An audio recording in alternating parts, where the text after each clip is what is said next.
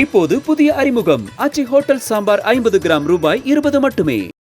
நாகப்பட்டினம் புதிய பேருந்து நிலையத்தில் போக்குவரத்து துறை சார்பில் நடைபெற்ற புதிய விடியல் பயணம் தொடக்க விழா நிகழ்ச்சியில் 51 தொலைதூர பேருந்துகள், 54 நகர பேருந்துகள் என்று மொத்தம் 105 பேருந்துகளை முதலமைச்சர் மு.க.ஸ்டாலின் கொடியசைத்து தொடங்கி வைத்தார்.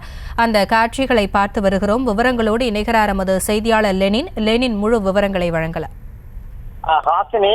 நாகையில் தமிழ்நாடு போக்குவரத்து கழகம் கும்பகோணம் கூட்டத்திற்கு 105 புதிய பேருந்துகளை தமிழக முதல்வர் மு.க.ஸ்டாலின் தற்போது கொடியசைத்து தொடங்கி வைத்திருக்கிறார்.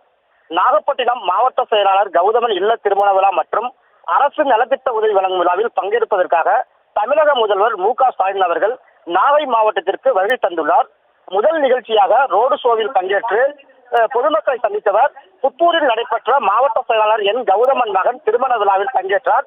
தற்போது போக்குவரத்து துறை சார்பில் நாகை வெளிப்பாளையம் அவுரித்திடலில் தமிழ்நாடு போக்குவரத்து கழகம் கும்பகோணம் கோட்டத்தில் தற்சமயம் இயங்கி வரும் பழைய பேருந்துகளுக்கு பதிலாக மகளிர் விடியல் பயணத்திற்கு 54 புதிய நகர பேருந்துகளும் மற்றும் நாகப்பட்டினம், புதுக்கோட்டை, கும்பகோணம், காரைக்குடி, திருச்சி, கரூர், சேலம் உள்ளிட்ட பகுதிகளுக்கு செல்லும் 51 புதிய புறநகர் பேருந்துகள் என 105 புதிய பேருந்துகளை முதல்வர் மு.க.ஸ்டாலின் அவர்கள் தற்போது கொடியசைத்து தொடங்கி வைத்திருக்கிறார். ராசினி,